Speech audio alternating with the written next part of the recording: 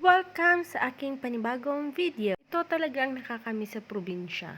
Sariwang hangin, sariwang pagkain.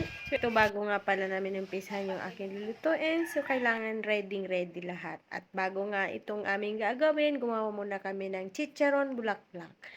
At yun nga ang isa kong pamangkin, kumuha siya ng hinog na saging. Hilaw na saging pala.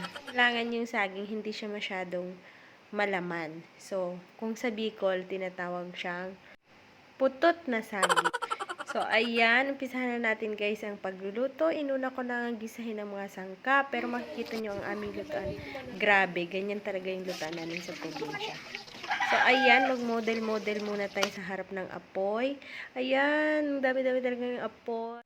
At hindi lang ako dito guys, tingnan nyo, meron akong kasama dito.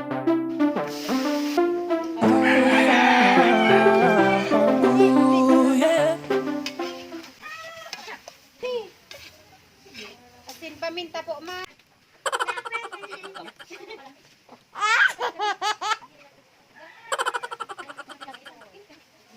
May pa-majorite pa si Ateng.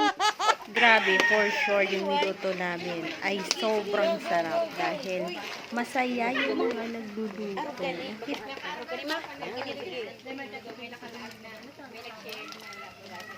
Baba mo na nga dyan sa kaugal. Sige. Ayan. Sige, halo lang na halo. Ang bikis mo.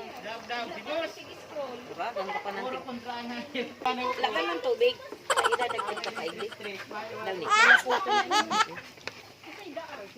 At meron nga pala kami ditong taga-turo. At pagluluto ng dinuguan na baboy. So, ayan si Mama.